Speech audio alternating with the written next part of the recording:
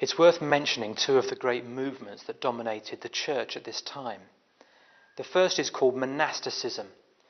This is the religious practice of separating oneself from the world in order to attain a higher spiritual status. Augustine of Hippo, whom we have previously met, started one such order. During the medieval period, many such orders emerged: the Franciscans, the Carmelites, and the Dominicans. Early on, these monasteries were places of high learning, where the majority of church thinking was done. However, many of them simply practiced extreme forms of self-denial. For example, Simeon Stylites made a name for himself by allegedly living on top of a pillar for 37 years. The seat of learning moved away from the monasteries later in our period as universities were built, like this one in Paris in the early 12th century. The idea for such places originally came from Islam and quickly caught on. The church's teaching became less focused on monasticism and moved to scholasticism, teaching in the universities. These universities were predominantly theological. Many had evolved from schools attached to churches. One of the key features of the scholastics was that they were inclined to separate out the spiritual life from the academic study. This was a key objection to great thinkers such as Thomas Aquinas. You can read about him in the notes.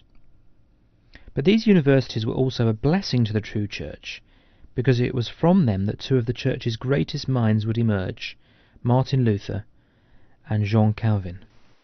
The church continued to face battles at this time, and perhaps none was so theologically significant as that with Pelagius.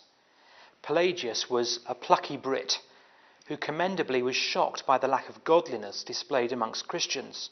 When he visited Rome, he was shocked to see the prostitutes and the brothels frequented by the priests and bishops. Unfortunately, his holiness and his right view of the church was matched by a rather strange view of what the Bible taught. Pelagius's teaching, which came to be known as Pelagianism, maintained that people were born sinless, and that they could attain godly lives by what they did in this life if they tried hard enough. Entry into heaven became a reward for living a good life. More moderate forms of Pelagianism today are described with the catchy title Semi-Pelagianism, and they are as alive as they have ever been, not least, ironically, in the Catholic Church itself.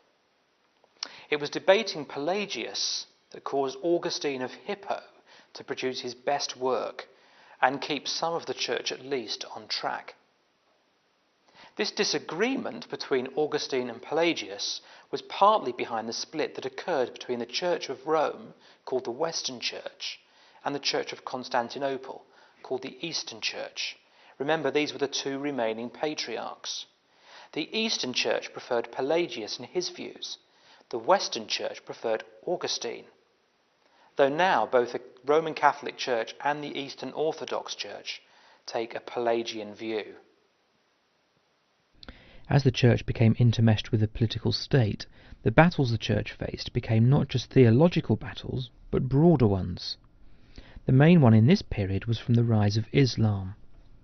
Muhammad was born in Arabia in the 6th century and was a commerce trader, a job that brought him into contact with both Jews and Christians. In the year 610, he received what he claimed was a revelation from God, which launched his new career as a prophet of Allah, the Arabic word for God. This is not the time to analyse the claims of Islam, but suffice it to say that as a political movement it grabbed the imagination of many of the inhabitants of Arabia, people who had been under Christianity rather like second-class citizens. Islam spread by the sword at an amazing rate, capturing Jerusalem, North India, Afghanistan, North Africa and parts of Turkey and Spain, all within 100 years of its formation. Now, at first, relationships between the two religions were passable. Christians who were not Arabs were tolerated, and they even held significant positions of responsibility, especially in Spain. But the tensions that were there under the surface soon rose to the surface, and the Crusades were fueled in part by the hatred that grew, the hatred between Christians and Muslims. You can read a little more about the Crusades in your notes. period actually marked a significant change in the doctrinal battles that Christians faced. In the early church, if you recall, the true church battled against attacks and heresies from outside trying to get in. But by the end of the period we are looking at, the church had become so corrupt, so far from the truth, that the battles took a different form. True believers found themselves fighting to get into the church, or at least to stop themselves from being expelled. Because of the power base the church held, it could not and did not tolerate dissension. It was far too dangerous. For example, if anyone were to suggest that the priests did not have the power of forgiveness, the whole structure would tumble like a house of cards. So the church developed a way of seeking out and destroying what they saw as wrong thinking. This was the start of the infamous Holy Office, later better known by its other title, the Inquisition. It was a very simple idea. The Inquisition arrested anyone suspected of going against the Church's teaching. They were tortured until they confessed, at which point they suffered financial penalties and had to do acts of penance. Those who refused to confess were given various penalties, the worst of which was to be handed over to the secular authorities and burnt at the stake. This frightening mechanism kept people in order, and ensured that anyone who dared to challenge the authority of the Roman Church was not around long enough to do much damage. One such critic was Jan Hus. Hus was born in 1370 and taught at one of the new universities, Charles University in Prague. Hus was a complicated man, but the main issue he had with the Church of Rome was the selling of indulgences or forgiveness notes. These were sold for money. Moreover, he said, the Church should not be a political power.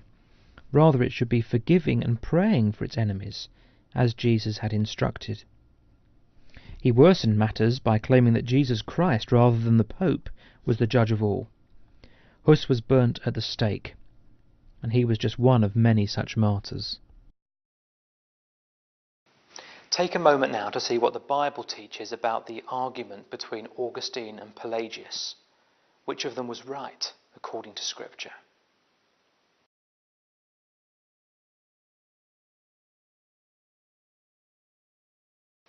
God remained faithful to his church, even though at times it seemed his church had not remained faithful to him. Perhaps the most we can say is that, like the times of Elijah, God preserved a remnant who did not bow the knee to Baal. But it was a small minority at best. Lights that burnt brightly for just a short while were soon extinguished by the might of the Roman Church. And the Church's teaching ensured that no one heard or believed the gospel of freedom in Jesus Christ. As Jan Hus burnt at the stake, tradition says that he called out in a loud, strong voice, "In 100 years God will raise up a man whose reforms cannot be suppressed." Just 102 years later, a German man, a product of both the monasteries and the universities, nailed his 95 theses to the church notice board in Wittenberg, and in so doing began a process of reform which would mean that the true light of the gospel would shine brightly once more.